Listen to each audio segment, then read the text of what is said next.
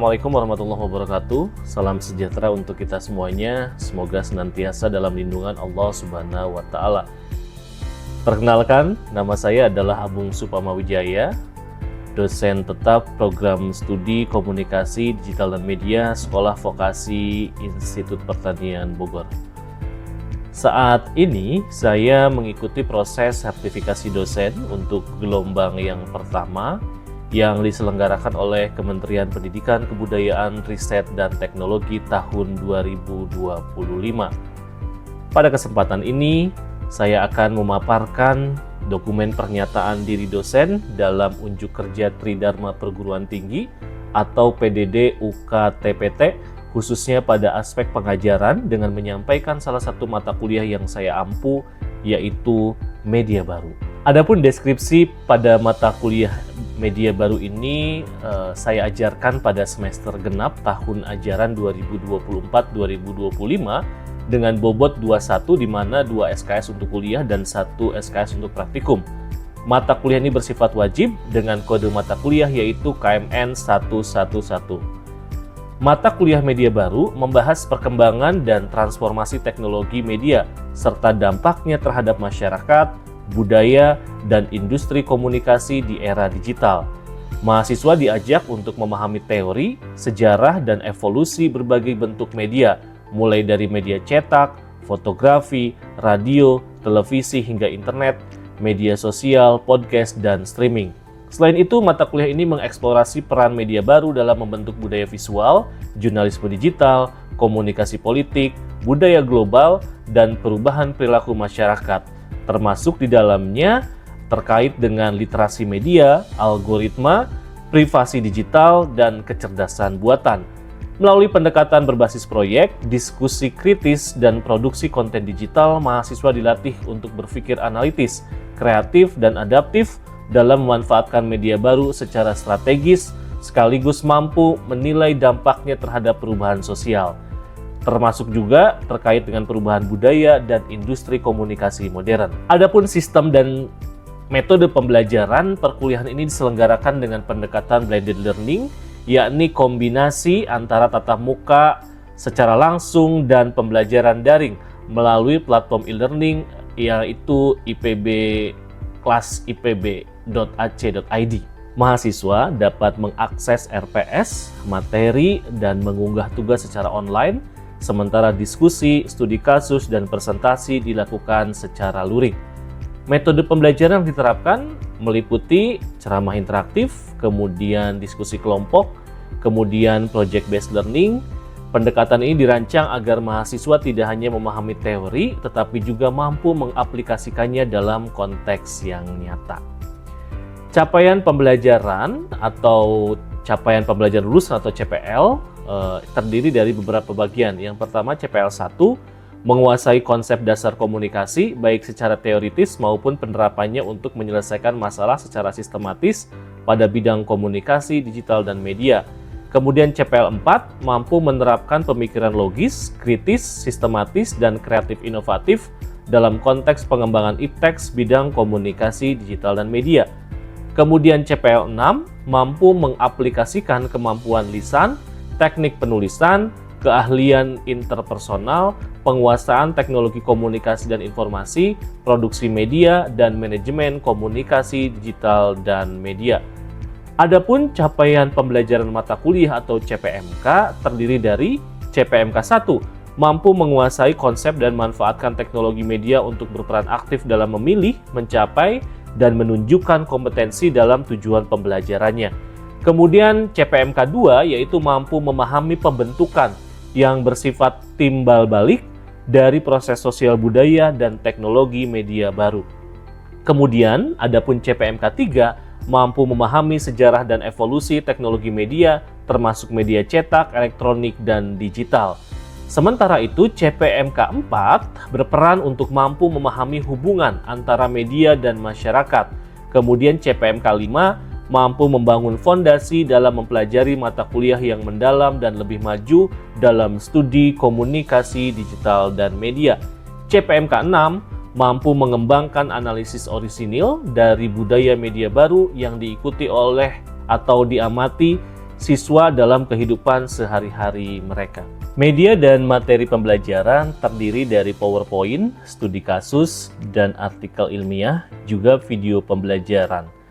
Materi pokok meliputi 1. Teori dan sejarah media baru, kemudian yang kedua sosiologi internet dan media baru, yang ketiga media baru dan budaya visual, yang keempat jurnalisme digital dalam media baru, yang kelima komunikasi politik di era media baru, yang keenam pengantar podcasting, sejarah dan evolusi media audio digital, 7 yaitu streaming television, ke-8 yaitu sinematografi digital, ke-9 yaitu generasi Z dalam media baru, ke-10 yaitu media baru di pedesaan, 11 yaitu pedesaan komunikasi pemasaran, yang ke-12 internet masa depan, dan yang ke-13 media baru dan budaya global. Untuk sistem penilaian, komponen penilaian mencakup UTS 15%, kemudian UAS 10%, tugas kelompok 25%, kemudian presentasi proyek 40%, kehadiran dan keaktifan 10%. Penilaian ini didasarkan pada indikator objektif seperti penguasaan materi, partisipasi, dan kemampuan analisis. Rubrik penilaian disampaikan kepada mahasiswa sebagai bagian dari proses umpan balik. Komitmen pengajaran yang saya terapkan dan yang saya ciptakan adalah menciptakan suasana pembelajaran yang aktif, partisipatif, dan berbasis pengalaman nyata agar mahasiswa mampu berpikir kritis, adaptif, dan siap menghadapi tantangan dunia kerja di masa yang akan datang. Setelah ini, saya memberikan simulasi pembelajaran terkait dengan media baru pertemuan yang keempat. Ini merupakan simulasi dari materi jurnalisme digital dan media baru yang mencerminkan bagaimana saya menyampaikan materi, berinteraksi dengan mahasiswa, dan memfasilitasi diskusi. Berikut videonya. Bismillahirrahmanirrahim. Assalamualaikum warahmatullahi wabarakatuh. Selamat pagi semuanya. Apa kabarnya teman-teman semuanya? Baik. Alhamdulillah baik ya. Baik. Teman-teman semuanya, hari ini seperti biasa pertemuan untuk mata kuliah media baru di ruangan ini, dan untuk pertemuan yang keempat. Saya berharap semuanya dalam keadaan baik-baik saja, termasuk kondisi fisiknya teman-teman semua juga sudah siap untuk mendapatkan materi yang akan saya sampaikan dalam beberapa waktu ke depan. Baik, sebelum itu seperti biasanya, mari kita awali pertemuan hari ini dengan berdoa menurut agama dan kepercayaannya masing-masing. Untuk berdoa, saya persilahkan.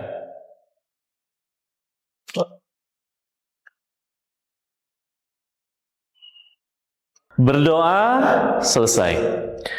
Baik, teman-teman semuanya, hari ini seperti yang saya sampaikan, saya akan menyampaikan materi untuk media baru, pertemuan yang keempat, dan materinya adalah terkait dengan jurnalisme digital dalam media baru. Saya ingin menunjukkan dulu foto, dan kira-kira menurut teman-teman semuanya, dari foto yang tersaji ini, kira-kira ini foto apa ya? Pak, saya mau jawab. Oke, menurut saya gambar yang tertera di layar itu adalah gambaran terkait kerusakan dan juga kehancuran akibat perang antara Israel dan juga Iran, Pak. Oke, terima kasih jawabannya. Ada lagi teman-teman? Saya, Pak. Oke. Menurut saya gambar itu adanya perang Israel dan Iran itu yang mengakibatkan nantinya Indonesia itu terdampak dari perang tersebut. Oke, jawaban yang bagus. Baik, teman-teman semuanya, kita akan lanjutkan jawaban dari Foni ataupun juga Alia. Ini memang betul sekali. Ini adalah kondisi terkini beberapa waktu lalu antara perang Iran dan juga Israel, yang tentu saja mau tidak mau sebagai masyarakat bumi kita juga terkena dampaknya, khususnya dalam informasi. Hari ini perang yang terjadi di negara belahan manapun, selama informasinya diupdate, selama ada yang menyiarkan, maka sebagai orang yang senang mencari informasi, karena kita adalah mahasiswa program studi komunikasi digital dan media, itu pasti kita tahu informasi ini. Tapi sebetulnya apa esensi dari gambar ini? Ini teman-teman semuanya. Bahwa pada dasarnya kita mempelajari betul ini adalah sebuah pola yang dihasilkan dari produk-produk informasi di dunia maya hari ini yang kita sebut sebagai jurnalisme digital. Apa itu jurnalisme digital? Semua bentuk jurnalisme yang menggunakan sumber daya digital. Kalau di zaman dulu saat internet tidak secanggih sekarang, bahkan mungkin belum ada, kita nggak tahu apa yang terjadi di negara mana, apa yang mungkin menjadi budaya di negara tersebut. Tapi hari ini luar biasa. Dalam konteks jurnalistik, ini sangat memudahkan kita dalam men-searching, mencari, bahkan mungkin memahami apa yang terjadi di belahan dunia manapun. Hari ini tidak hanya sumber daya yang ada di internet saja, melainkan juga di televisi maupun radio digital. Biasanya dikatakan di sini adalah tentu saja ini penerapan dari konsep jurnalistik. Jadi seru ya menjadi masyarakat bumi hari ini, di mana kita sebetulnya sangat mudah sekali mencari informasi, tapi saking mudahnya banyak informasi yang tidak benar. Literasi digital kita makanya harus kuat. Itulah pentingnya kita mempelajari bagaimana sebetulnya mekanisme dari sebuah jurnalisme digital ini sendiri. Slide 2 ini adalah buku referensi yang teman-teman nanti bisa akses di perpustakaan digital kita. Kemudian saya juga sudah menyediakan untuk linknya ada pada IPB kelas kita. Karena semua materi yang saya sampaikan pada pagi ini, seperti biasa nanti Anda bisa simak potongan videonya dan juga informasi lebih lengkap dalam bentuk modul maupun juga PowerPoint-nya ini ada dalam IPB kelas kita ya. Jadi silakan nanti diakses. Begitu juga nanti kuis dari hasil kuliah hari ini teman-teman nanti bisa kerjakan dalam waktu yang sudah saya tentukan di sana. Oke. Kita akan melihat bahwa perkembangan dari jurnalisme digital itu sebetulnya esensinya sama.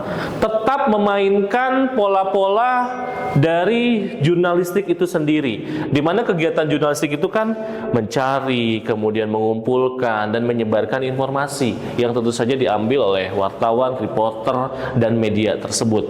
Sama esensinya seperti yang dikatakan di sini sebagai sebuah bentuk praktik lama dalam konteks yang baru. Kemasannya sama, caranya sama, tapi didistribusikan dengan cara-cara yang baru. Kalau zaman dulu, seorang reporter, seorang wartawan, mereka mencari informasi dengan konvensional, mereka datang ke TKP, kemudian mereka menuliskan berita dari berbagai informan, dari berbagai literasi yang mereka dapatkan di situ. Tentu saja konsepnya 5W plus 1H yang dikedepankan. Kemudian besoknya kita baru tahu terjadi pembunuhan, terjadi kebakaran, terjadi kecelakaan. Itu di media cetak. Televisi juga sama. Zaman dulu kejadian pagi ini mungkin paling cepat sore baru bisa ditayangkan. Radio lebih bagus karena radio kadang-kadang terkoneksi juga dengan jaringan handphone dan sebagainya untuk memberitakan secara langsung. Walaupun kan radio kita tahu ya bahwa tidak bisa digambarkan, hanya bisa dideskripsikan oleh pemikiran kita sendiri-sendiri. Tapi hari ini teman-teman semuanya, kejadian hari ini terjadi saat ini, wartawan langsung mengambil gambarnya, fotonya, menuliskan potongan beritanya, dan kadang beritanya tidak lengkap. Apa yang dia dapatkan nih, misal ada proses sidang. Proses sidang pagi ini, sidang pagi menuju hampir siang, bisa sampai jam 10. Apa nih, statement apa yang diambil bisa diberitakan, ditulis, langsung diupload dengan foto kejadian saat sidang. Nanti ada keterangannya. Informasi ini diambil dan proses sidang masih berlangsung. Orang berarti akan menunggu informasi, apalagi nih yang terjadi dari siang menuju sore. Hal-hal seperti itu yang terjadi hari ini. Begitu cepatnya, begitu luar biasanya yang disebut dengan informasi-informasi yang beredar. Makanya hati-hati. Hati-hati ketika kita membaca beberapa informasi. Kadang-kadang ada yang tidak valid. Contoh, ya ini hanya sebagai sebuah contoh ya teman-teman. Produk jurnalisme digital kadang tidak valid ketika memberitakan korban kebakaran. Ada yang mengatakan misalnya korbannya 35. Sumbernya dari mana? Dari Pak RT setempat. Tapi setelah di cross check oleh pihak kemudian ke rumah sakit, korbannya bertambah 38. Ya, itu adalah bagian dari sebuah fenomena hari ini. Makanya di berita-berita misalnya di beberapa portal seperti detik.com, kompas.com, beritanya itu continue. Jadi dalam satu berita ada link-link lagi berita-berita lanjutannya. Dan teman-teman pasti dong sering untuk mengakses portal-portal tersebut. Oke, kita beralih kepada karakteristik jurnalisme digital. Karakteristik jurnalisme digital. Teman-teman, jurnalisme digital itu erat kaitannya dengan sosial media hari ini. Kita tidak bisa lagi menafikan bahwa ya fenomenanya banyak orang mencari informasi tidak hanya lewat televisi, tidak hanya lewat radio, tidak hanya lewat website, tapi mungkin gen Anda, gen Z saat ini banyak mendapatkan informasi justru dari potongan sosial media. Betul nggak? Betul. Anda kadang-kadang mempercayai sesuatu, kemudian menjadikan itu sebagai sebuah pengetahuan untuk Anda justru dari potongan sosial media. Nah, saya cuma ingin menyampaikan hati-hati dalam mencoba memfilter informasi-informasi yang beredar di sosial media. Kenapa? Karena sosial media itu kan semua orang bisa membuatnya. Carilah sosial media kalau memang mau mencari informasi, sosial media juga yang resmi, official. Misalnya detik.com, dia punya sosial media Instagram atau TikToknya detik.com. Kompas juga begitu. Jadi ya itu adalah cara terbaik kita dalam mencari, oh berarti ini adalah informasi yang memang betul adanya. Ketimbang informasi itu diciptakan oleh individu. Atau yang lebih parah, anonim. Kan ada yang suka nama-nama akunnya itu yang kurang jelas gitu ya. Nah, itu harus hati-hati. Dalam konteks media baru, maka kita dapat mengakses informasi ini lebih nyaman sebagai penggunanya. Di sini dikatakan kemampuan pembaca untuk berinteraksi dengan cerita dan pembuat beritanya. Kita bisa saling memberikan komentar, kita bisa memilih informasi mana yang ingin kita gunakan, dan yang kedua multimedia. Saya meyakini adanya teks, audio, video itu sangat-sangat membuat informasi jauh lebih menyenangkan. Ketimbang di zaman dulu informasi hanya berupa narasi teks saja, hanya dibayangkan, hanya bisa digambarkan dalam pemikiran, oh ini ya yang terjadi, oh negara Jepang itu seperti ini, oh Korea itu seperti ini. Hari ini misalnya, apa sih misalnya yang terbaru yang saat ini terjadi di belahan dunia lain, selain tentu saja perang Iran dan Israel, kira-kira menurut teman-teman apa? Ayo. Misalnya adalah film Squid Game. Lagi ramai banget kan ya itu ya di Netflix. Pemerannya diundang di berbagai negara. Kita jadi tahu kehidupan mereka. Kita jadi tahu bahkan gimana proses behind the scene pembuatan dari film itu, kan begitu ya. Itulah menariknya. Dapat dari mana? Dari informasi. Informasi dari mana? Dalam bentuk video kita jadi lebih tahu, dalam bentuk audio kita jadi tahu, oh suaranya sebetulnya seperti ini dan sebagainya. Ketiga, personalisasi. Konten itu dapat disesuaikan berdasarkan preferensinya. Anda dengan usia Anda sekarang, saya nggak tahu, apakah Anda suka dengan berita politik? Ada yang suka, ada juga yang, saya rasa enggak deh, ntar dulu. Atau biasanya teman-teman mencari informasi tentang apa? Selebriti. Selebriti, apalagi? Olahraga, apalagi? Kuliner, apalagi? Otomotif misalnya, yang senang sama otomotif ya. Nah, itulah bagian-bagian dari personalisasi bisa dibuat. Oke, teman-teman semuanya, slide selanjutnya seperti yang saya sampaikan pada WA group tadi pagi, teman-teman diminta untuk berkelompok karena ada hal yang harus kita diskusikan terkait dengan pertanyaannya, apa terakhir kali informasi yang Anda dapatkan kemudian menjadi satu informasi menambah pengetahuan Anda, dan nanti silakan Anda ceritakan informasinya. Silakan Anda nanti satu grup itu sekitar 4 sampai 5 orang. Kemudian nanti saya akan minta Anda untuk presentasi secara singkat saja. Cluenya adalah informasi terupdate apa yang Anda dapatkan dalam waktu yang sangat cepat, kemudian sampaikan kepada teman-teman yang lain. Kenapa? Karena ini akan sangat penting untuk menambah referensi informasi kita, karena siapa tahu dari teman kita lah sebetulnya Anda akan dapat informasi baru. Paham? Saya akan berikan waktu sekitar 10 menit Anda untuk berdiskusi terlebih dahulu. Nanti kita akan mulai dengan presentasinya. Silakan teman-teman semuanya.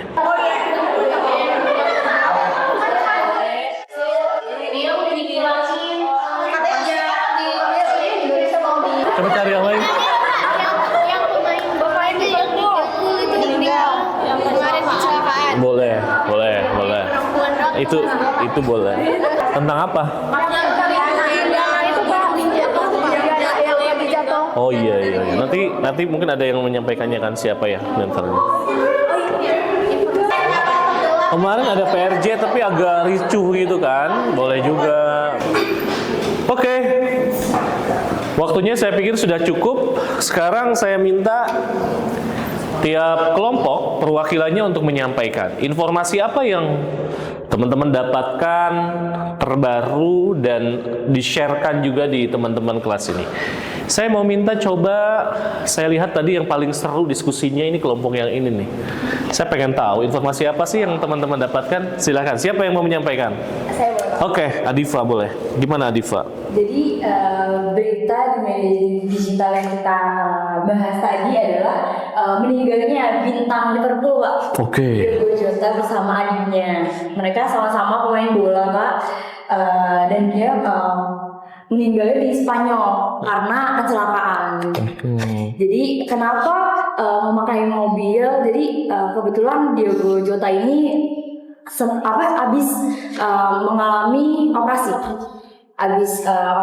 Jadi belum diperbolehkan oleh dokternya untuk memakai pesawat. Jadi mereka berdua berlibur menggunakan mobil dan akhirnya terjadi kecelakaan. Oke, baik ya. Jadi dari beberapa informasi yang teman-teman tadi mungkin searching gitu ya, kemudian putuskan meninggalnya pemain Liverpool, inilah yang teman-teman jadikan sebagai produk jurnalisme digital yang kalian dapatkan. Oke, terima kasih. Kita boleh minta tepuk tangannya teman-teman? Oke, sekarang kayaknya saya mau minta kelompok yang tengah nih, kelompok yang kedua. Silakan, siapa yang mau menyampaikan? Oke, boleh mungkin. Pak. Silakan, Bal. Nah, dari tadi tuh kelompok kita ini sedang seru Pak membahas berita yang sangat mungkin di mancanegara juga banyak dibahas Pak terkait pendaki asal Brazil yang jatuh di Gunung Rinjani. Oke, Juliana ya. Betul Pak, betul. Itu gimana silakan. Pada kejadian kan dituliskan bahwa Juliana ini jatuh ya pada saat di Gunung Rinjani waktu itu. Iya, betul. Oke. Jadi si Juliana ini asal Brazil ini menghebohkan antara dua negara nih, Pak. Ya, Indonesia dan Brazil. Sampai sekarang hampir memicu penggugatan ke dengar-dengar ke pengadilan internasional. Oke, iya.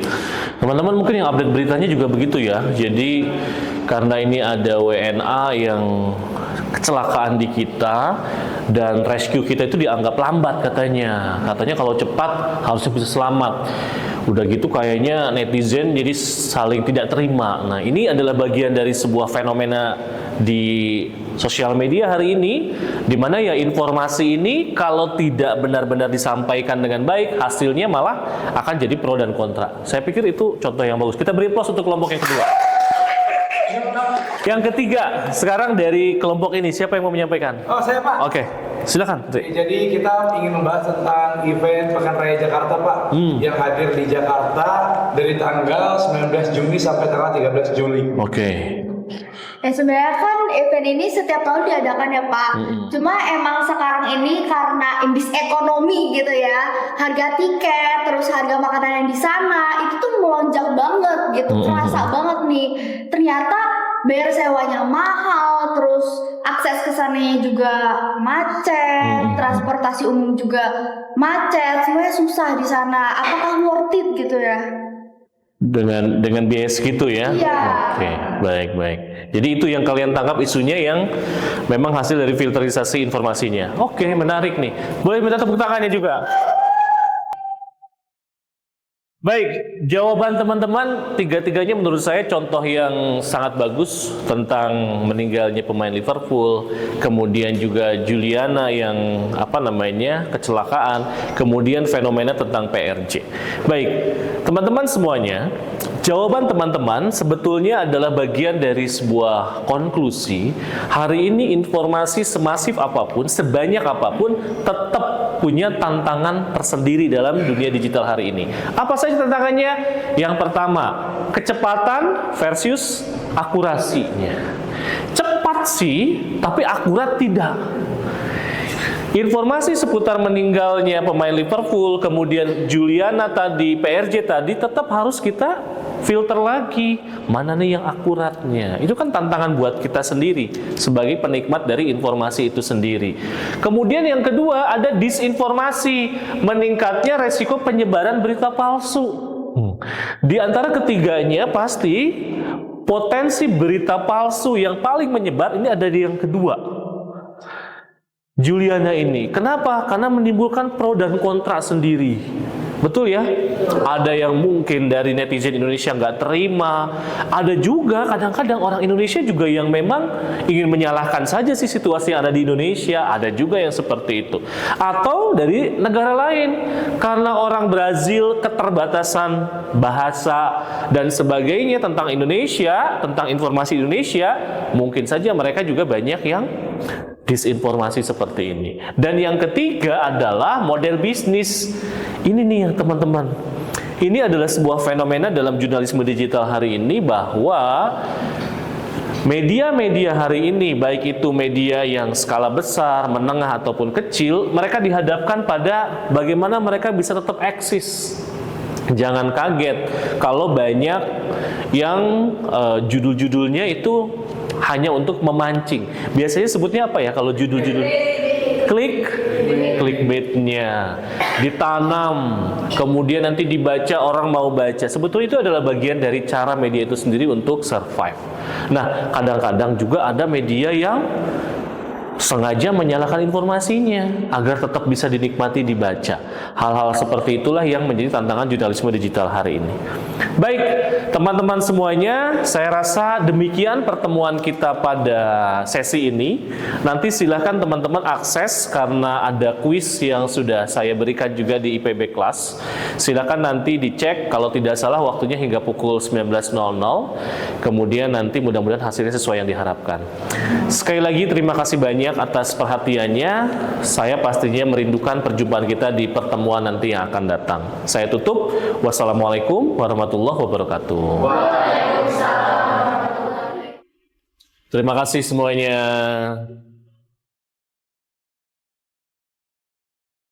Demikian penyampaian dokumen pernyataan diri dosen dalam unjuk kerja Tridharma Perguruan Tinggi ini. Semoga video ini dapat memberikan gambaran yang jelas mengenai peran dan kontribusi saya dalam bidang pengajaran, serta dapat menjadi bahan pertimbangan dalam proses sertifikasi dosen tahun 2025 ini. Terima kasih. Wassalamualaikum warahmatullahi wabarakatuh.